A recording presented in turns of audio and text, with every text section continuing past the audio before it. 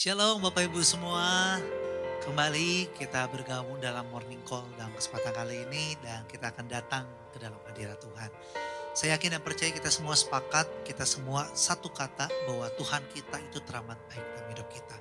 Banyak penyertaan yang sudah diberikan dalam hidup kita dan tidak habis-habisnya penyertaan yang begitu luar biasa yang sudah kita alami dalam kehidupan kita. Oleh karena itu mari saya undang kita semua yang ada di tempat ini, kita datang ke hadirat Tuhan untuk mengucap syukur atas segala kebaikan dalam kehidupan kita. Mari kita berdoa terlebih dahulu agar kita mempersiapkan diri kita masuk ke dalam hadirat Tuhan. Mari kita berdoa. Bapak yang baik, terima kasih ya Bapak.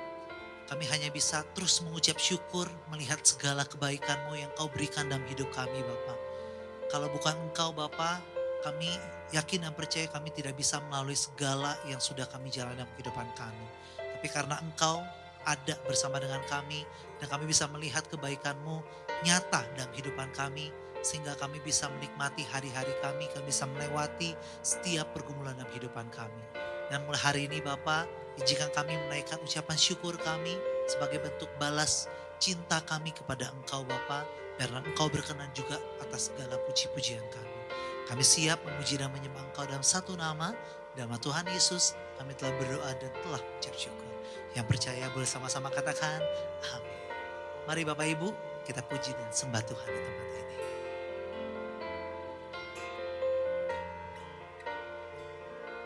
Terima kasih Tuhan, kami mengucap syukur. Kami menyadari Tuhan, hidup kami adalah penyembahan. Kami hidup terus menyembah-Mu, itu yang Kau suka. Dan kami akan berikan untuk-Mu ya Tuhan. Biarlah hidup kami jadi persembahan yang hidup.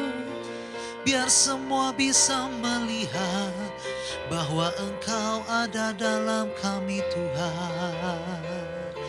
Oh Yesus Tuhan, oh Yesus Tuhan. Karena segala kebaikan-Mu ya Tuhan, kami datang terus memuji dan menyembah-Mu untuk menyenangkan hati-Mu ya Tuhan. Oh,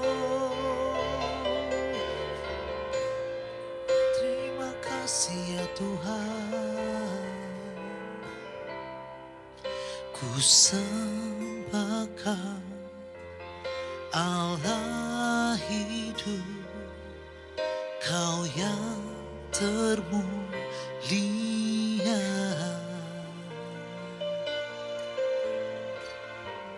Tiada seperti-Mu Tuhan.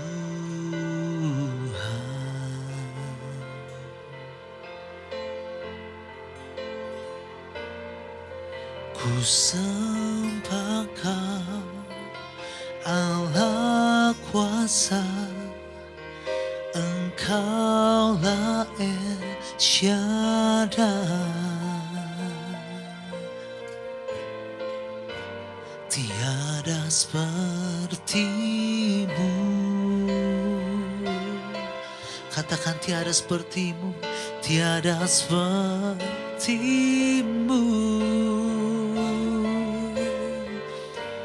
Tiada seperti-Mu Tuhan.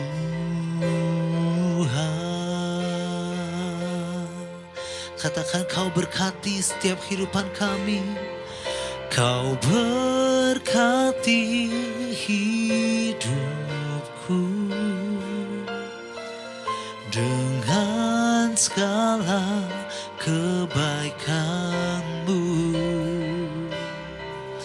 Kini ku naikkan syukur kepadamu Yesus. Saya rindu aja kita semua dengan pujiannya dari awal. Katakan, ku sembah Kau, Allah hidup, Kau yang termulia. Kami mau katakan tiada seperti-Mu Bapa, tiada seperti-Mu Tuhan. Katakan, ku sembah Kau, Allah kuasa, Engkaulah El Shaddai. Kami mau katakan, tiada seperti-Mu, tiada seperti-Mu, tiada seperti-Mu. Oh, tiada seperti-Mu Tuhan.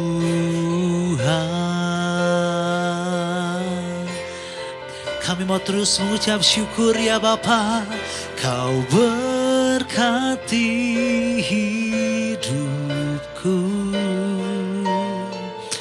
dengan segala kebaikan-Mu. Kini ku naikkan syukur kepadamu, Yesus.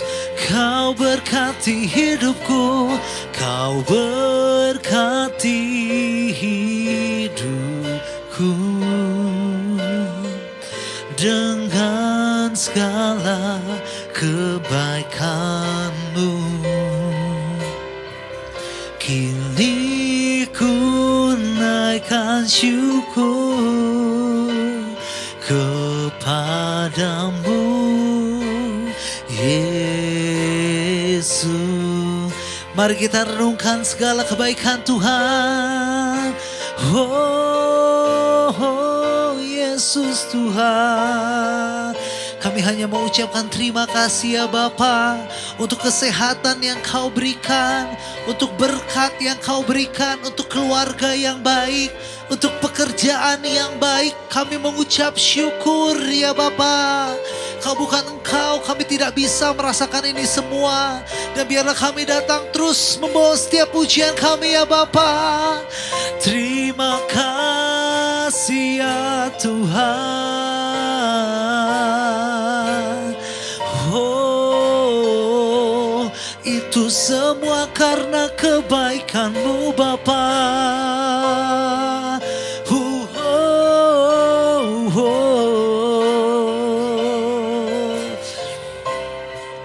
Mari setiap kita katakan kembali pujian ini. Kau berkati, Kau berkati hidupku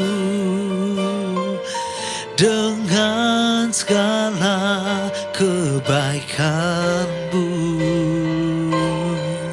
Kini ku naikkan syukur kepadamu, Yesus.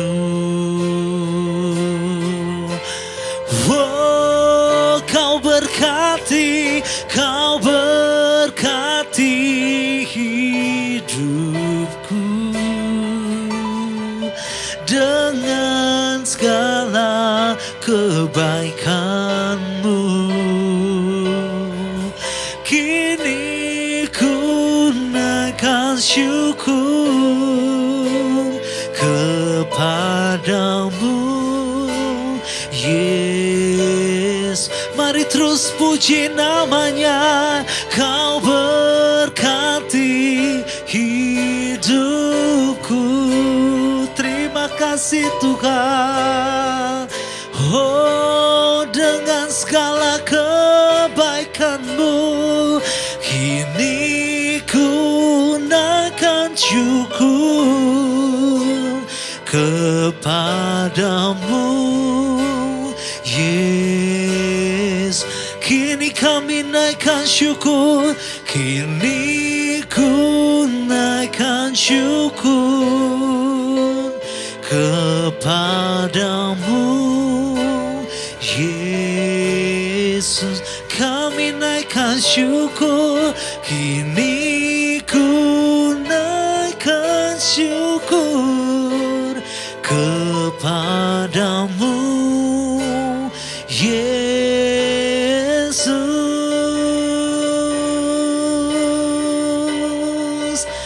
Yesus, kami naikkan syukur kepadamu, Tuhan. Terima kasih buat kebaikan-Mu.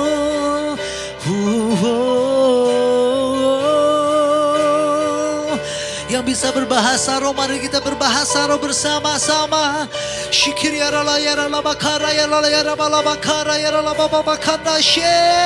Kita bangun roh kita di pagi hari ini, dan kita minta Tuhan beracara di setiap hidup kita. Sebelum kita memulai setiap aktivitas kita, biarlah Tuhan yang memimpin langkah kita. Mari terus berbahasa roh bersama-sama.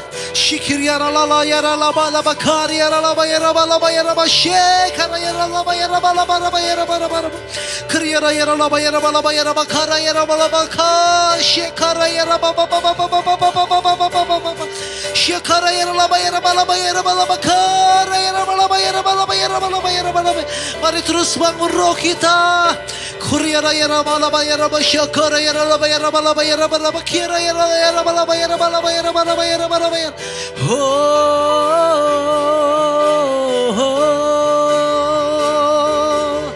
Yesus Tuhan, Yesus Tuhan.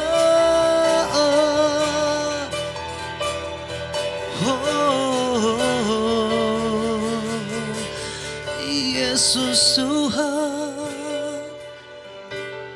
kami sembah nama-Mu Yesus, karena Kau baik, karena Kau setia dalam hidup kami. Terima kasih ya Tuhan.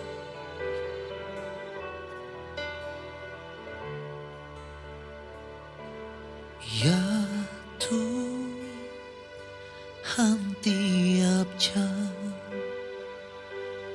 ku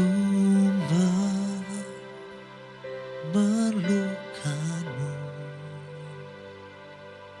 Engkaulah yang memberi sejahtera penuh. Setiap jam ya Tuhan, di Kau ku perlukan, ku datang Juru Selamat, berkatilah.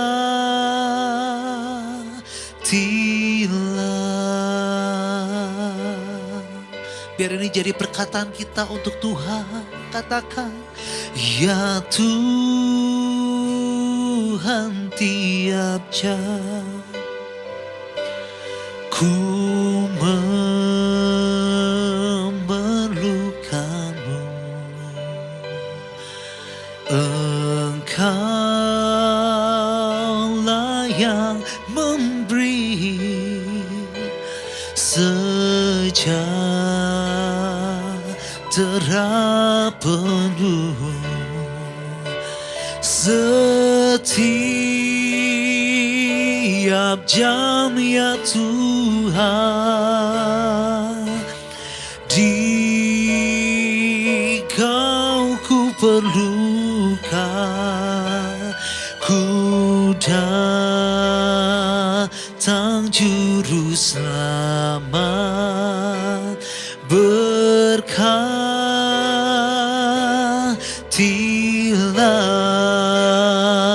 yang memerlukan Tuhan. Sekali lagi kita katakan, ya Tuhan, tiap jam ku memerlukanmu. Engkau lah yang memberi sejahtera penuh setiap jam, ya Tuhan. Di Kau ku perlukan, ku datang juru selamat. Berkatilah setiap jam, setiap jam, ya Tuhan. Di Kau ku perlukan, ku datang juru selamat. Berkatilah,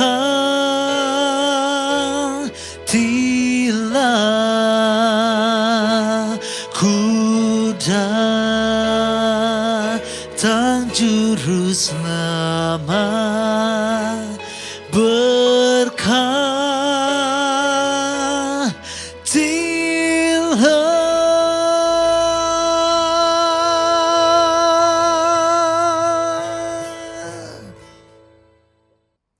Shalom, selamat pagi sahabat Morning Call yang saya kasihi. Hari ini kita mau belajar satu kebenaran firman Tuhan secara singkat yang saya ambil dari kisah di mana tabut perjanjian disimpan di rumah Imam Abinadab. Tetapi kemudian kita bisa komparasikan, kita perbandingkan dengan bagaimana tabut perjanjian yang sama di rumah Obed-Edom dalam waktu yang sangat singkat, tetapi membawa dampak yang sangat berbeda. Hari ini saya beri judul firman Tuhan adalah Don't Get Used to Glory. Jangan sampai kita jadi biasa dengan kemuliaan Tuhan. Ada sebuah istilah di mana waktu kita memakai sebuah parfum, menyemprotkan parfum ke tubuh kita atau ke baju yang kita gunakan. Lalu setelah 1 jam, 2 jam kita menjadi biasa dan kita nggak lagi mencium wangi parfum tersebut. Itu yang disebut dengan istilah adalah nose blindness. Nose blindness, ya. Di mana hidung tidak lagi bisa mencium, padahal sebetulnya baunya ada di situ. Wanginya ada di sana. Kenapa?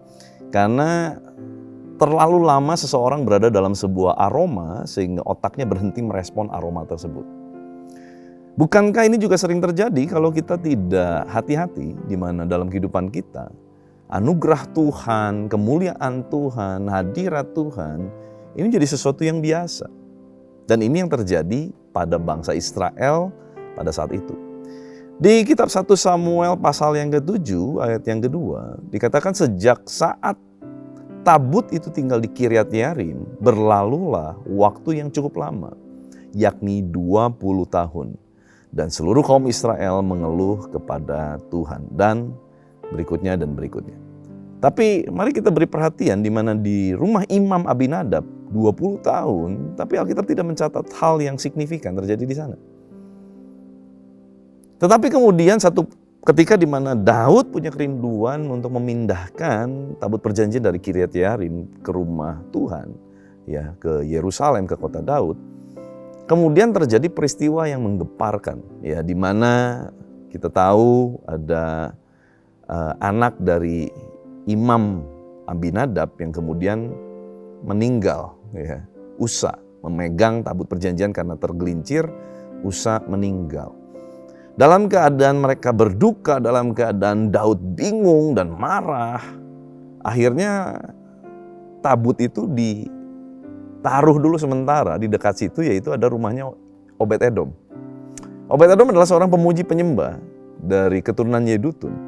Dan apa yang dilakukan oleh Obed-Edom? Obed-Edom hanya bisa memuji menyembah Tuhan karena itulah yang biasa dia lakukan, itulah keahliannya. Itu yang dia bisa lakukan sebaik mungkin sebagai bentuk penyembahannya kepada Tuhan. Dan Alkitab mencatat hanya beberapa bulan saja tabut perjanjian di rumah Obed-Edom. Tetapi Allah memberkati seluruh isi rumah itu dengan luar biasa. Kenapa terjadi signifikansi yang luar biasa? Kenapa tidak terjadi di rumah Imam Abinadab? Berarti bukan masalah rumahnya kalau kita lihat. Tetapi ada respon hati yang berbeda terhadap hadirat Tuhan. Tabut perjanjian yang melambangkan hadirat Tuhan. Ada sebuah respon hati yang berbeda dari orang-orang yang ada di rumah Imam Abinadab yang sudah menjadi get used to, sudah menjadi biasa dengan tabut perjanjian. Mungkin ya karena sudah terbiasa banget ya. 1 tahun, 2 tahun, 3 tahun lama-lama jadi biasa. Mungkin awal-awal mereka merasa luar biasa. Tapi lama-lama seperti menjadi kepemilikan pribadi. Makanya tanpa ragu Usa berani mengulurkan tangannya kepada tabut perjanjian waktu tabut itu tergelincir. Karena udah menjadi sesuatu yang biasa. Mungkin sudah seperti benda relik yang ada di dalam rumahnya begitu.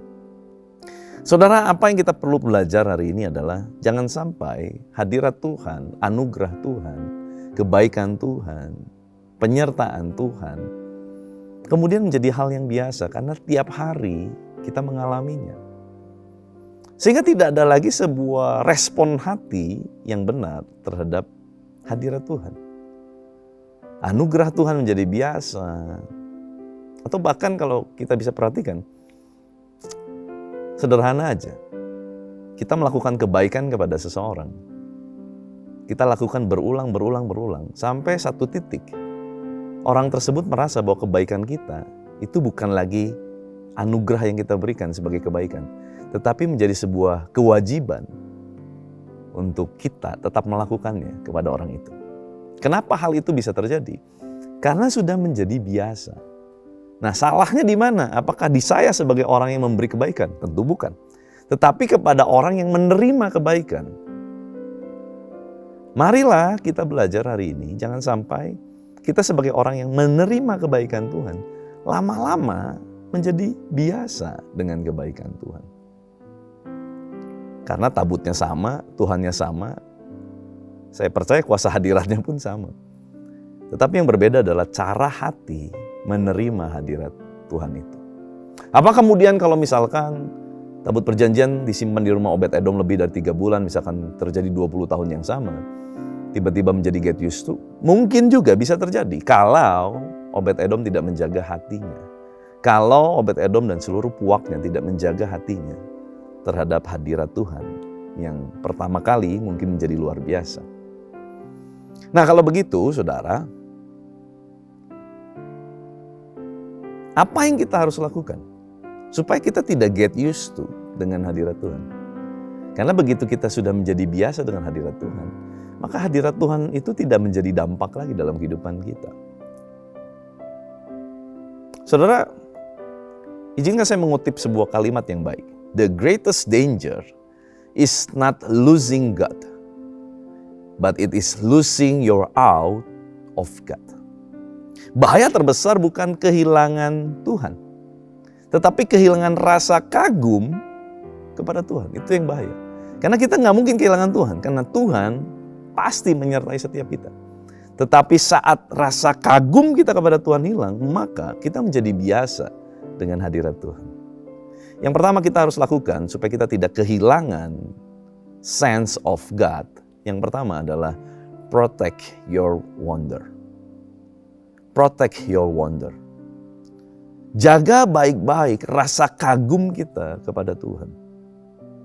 Masalahnya adalah bukan Abinadab gak punya tabut, gak punya hadirat Tuhan. Masalahnya tabut itu menjadi biasa. Hari pertama tabut itu datang dalam rumah Imam Abinadab mungkin menjadi sesuatu yang wow gitu ya. Mungkin responnya lebih luar biasa dari Obed-Edom. Tapi setelah 20 tahun responnya menjadi begini, oh ini lagi, oh ini. Karena menjadi sesuatu yang familiar. Bahaya familiarity atau sesuatu yang menjadi biasa. Apa yang dulu membuat kita menangis Sekarang tidak lagi. Apa yang membuat dulu kita berlutut di hadapan Tuhan, sekarang tidak lagi. Apa yang dulu kita sebut mujizat, hari ini menjadi sebuah rutinitas. Makanya Wahyu pasal 2 ayat yang keempat dikatakan, engkau telah meninggalkan kasih-Mu yang semula. Ini yang bahaya, saudara. Waktu kita mulai meninggalkan kasih kita yang semula. Kita bukan meninggalkan Tuhan, karena kita percaya kita semua perlu Tuhan. Kalau saya bicara begini, pasti kita semua mengakui, ya kita perlu Tuhan. Tetapi meninggalkan Tuhan menjadi yang utama, itu yang lebih sering terjadi. Karena sudah banyak hal-hal lain yang kemudian menggantikan Tuhan menjadi yang lebih utama dalam kehidupan kita. Banyak orang masih ke gereja, tapi mungkin sudah tidak punya yang namanya first love kepada Tuhan. Cinta yang mula-mula sudah tidak ada. Masih nyanyi, masih muji Tuhan, masih keluar air mata. Tetapi hati tidak lagi menyembah seperti dulu. Masih doa, tetapi doa tinggal menjadi sebuah rutinitas, tidak lagi menjadi sebuah hubungan yang dibangun seperti kita sedang berkomunikasi satu dengan yang lain. Saudara, jangan biarkan ibadah jadi sebuah ritual, pelayanan jadi sebuah rutinitas, dan firman tidak lagi menjadi kerinduan tapi sekedar menjadi informasi. Oh, saya tahu. Oh, begini kisahnya. Kita selalu menjadi orang ketiga, tidak lagi menjadi orang kedua seperti orang yang memberikan suratnya kepada kita dan kita membacanya, tapi kita menjadi orang ketiga yang melihat ada dua percakapan antara Tuhan dan manusia. Tapi kita hanya menjadi penonton, jadi orang ketiga, dan kita tidak masuk di dalamnya.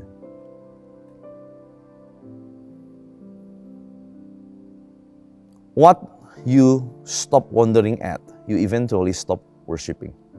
Ini penting, saudara ya. Sesuatu yang membuat kita kehilangan kekaguman kepada Tuhan, maka dengan sendirinya kita akan stop menyembah kepada Tuhan. Maka dari itu jagalah rasa kagum kita kepada Tuhan setiap hari. Jagalah cinta mula-mula kita kepada Tuhan setiap hari. Menjaga emosi kita tetap membara. Menjaga relasi kita tetap hidup. Makanya dikatakan jemaat Efesus telah meninggalkan kasih yang semula. Menarik ya, di sana tidak dikatakan kehilangan kasih yang semula, tapi meninggalkan.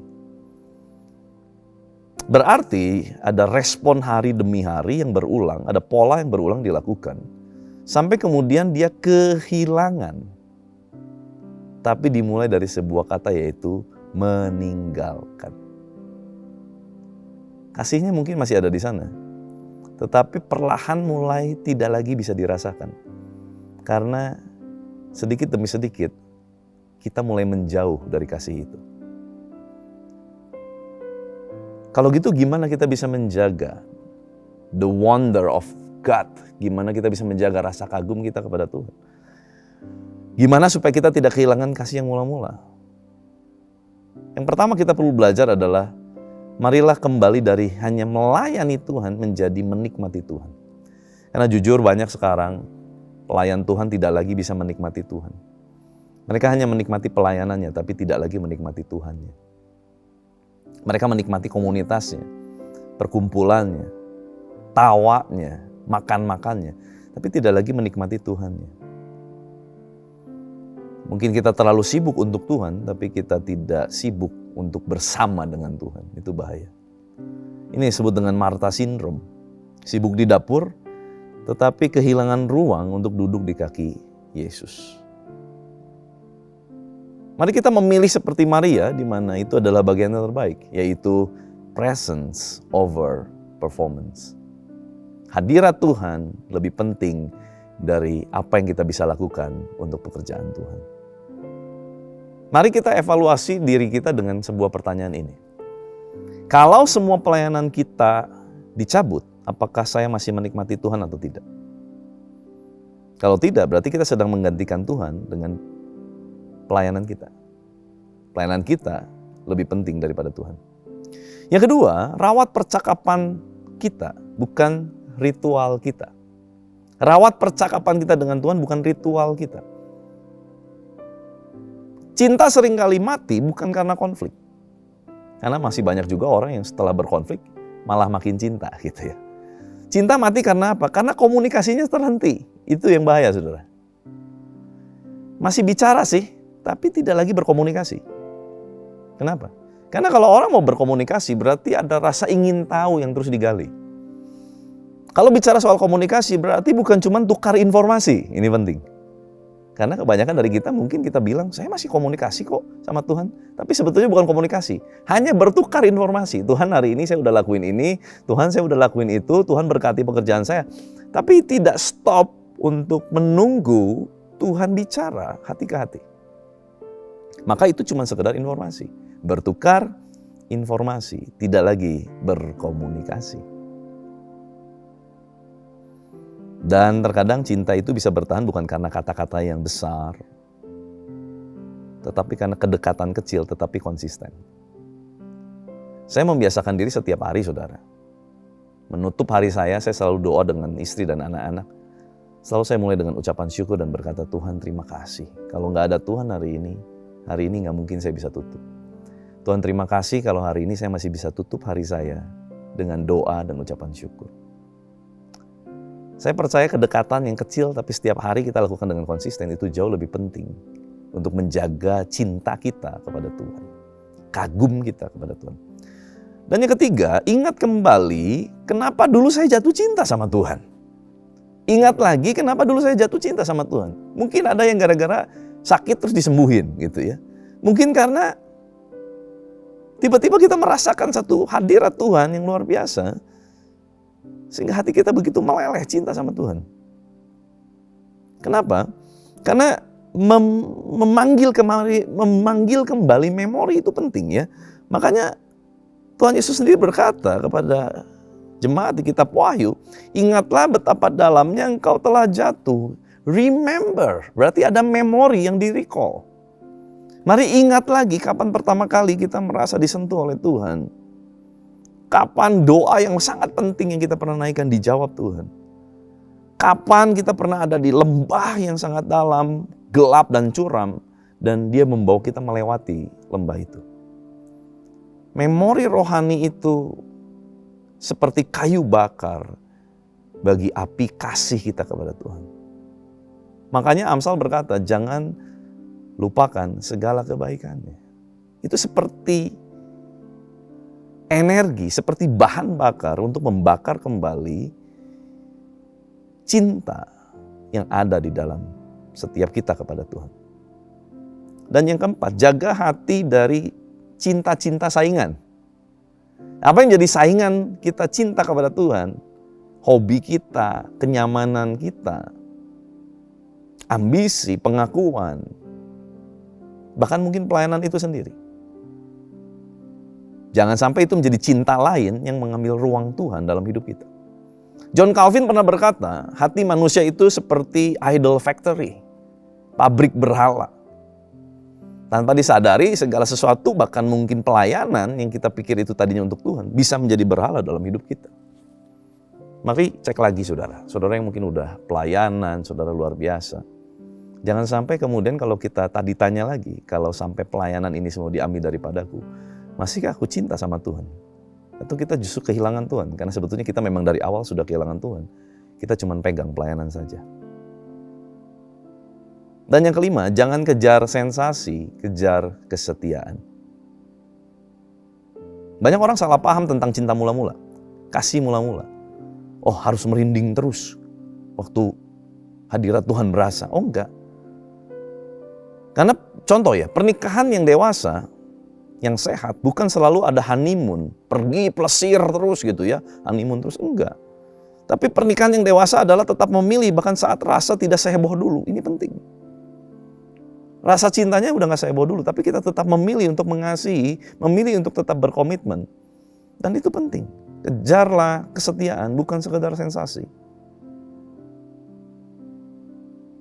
Kadang cinta dibuktikan bukan lewat air mata di mezbah Tuhan, tetapi lewat ketaatan di hari-hari biasa. Makanya Yohanes menuliskan, jika kamu mengasihi aku, cirinya apa? Turutilah perintahku. Ketaatan adalah sebuah tanda kita masih mengasihi Tuhan loh. Ketaatan kecil yang tiap hari kita lakukan secara konsisten, itu adalah tanda sebetulnya kita masih ngalamin Tuhan atau enggak. Bukan merinding. Karena sorry ya, lihat setan juga kita merinding, saudara. Lihat gantungan yang kita pikir digantung itu baju, tapi kita pikir dari jauh adalah setan pun bisa jadi merinding, saudara. Jadi merinding itu nggak bisa dijadikan sebuah patokan. Tetapi ketaatan itu menjadi bukti kesetiaan. Dan yang terakhir adalah berani bertobat kecil setiap hari. Ingat kesalahan kita, lalu kita bertobat, lakukan lagi yang semula. Cinta mula-mula kita, ketaatan kita, kesungguhan kita, ucapan syukur kita. Bukan perubahan spektakuler, tetapi mungkin perubahan sederhana. Seperti apa? Matiin handphone 15 menit, jauhkan dari semua kegiatan, buka Alkitab, duduk diam. Hanya sekedar bilang, Tuhan, aku rindu mendengar suaramu. Baca Alkitab, baca firman-Nya, baca surat cintanya. Dan itu sesuatu yang jauh lebih penting. Cinta mula-mula bukan tentang kembali menjadi orang yang dulu. Tetapi kembali kepada pribadi, ya, maksudnya Tuhan, yang dulu membuat kita hidup. Saya pun sebagai seorang gembala, seorang hamba Tuhan, saya menjaga betul-betul jangan sampai api di mimbar menyala. Wah, khotbah berapi-api. Tetapi api di kamar pribadi padam. Karena yang menjaga pelayanan saya bukan gift, bukan karisma, tetapi intimacy. Saudara, mungkin yang hari-hari ini butuhkan untuk kita bisa kembali pada cinta mula-mula adalah membangun kembali keintiman kita sama Tuhan lewat kamar pribadi. Jadi saudara mungkin yang sudah lama tidak punya lagi kamar pribadi dengan Tuhan, waktu pribadi dengan Tuhan. Yuk ambil waktu itu, sesibuk apapun kita. Saya berdoa sungguh-sungguh supaya saudara yang mendengarkan ini, saudara betul-betul bisa ngalamin Tuhan kembali, dan kita nggak get used to dengan kuasa Tuhan, hadirat Tuhan. Sehingga kita menjadi Kristen yang biasa-biasa karena kita udah terbiasa dengan hadirat Tuhan. Jadi kita berdoa. Bapak bersyukur buat firman-Mu yang singkat mengajar kami. Tapi biarlah kami bukan cuma menjadi pendengar, tapi menjadi pelaku firman. Sehingga hidup kami alami transformasi. Tuhan terima kasih. Berkati setiap umat-Mu yang sudah mendengarkan. Kami berdoa sungguh-sungguh. Supaya betul-betul setiap benih firman Tuhan yang ditaburkan. Bukan cuma sampai di kepala, knowledge. Tapi mulai masuk di dalam hati dan mulai turun ke tangan untuk kami mulai kerjakan firman-Mu. Berkati anak-anak-Mu, berkati seluruh aktivitas mereka sepanjang hari ini. Kami serahkan dalam tangan-Mu. Dan kami akan melanjutkan aktivitas kami, mengangkat kedua tangan kami, membuka hati kami untuk menerima berkat daripada Tuhan. Saudara aminkan perkataan firman Tuhan ini dengan iman. Tuhan memberkati dan melindungi engkau. Tuhan menyinari engkau dengan wajahnya memberi kau kasih karunia. Tuhan menghadapkan wajahnya kepadamu, memberi kau damai sejahtera. Terimalah berkat Tuhan di dalam nama Tuhan Yesus Kristus yang sudah diberkati sama-sama kita katakan. Amin. Selamat beraktivitas, Tuhan Yesus memberkati.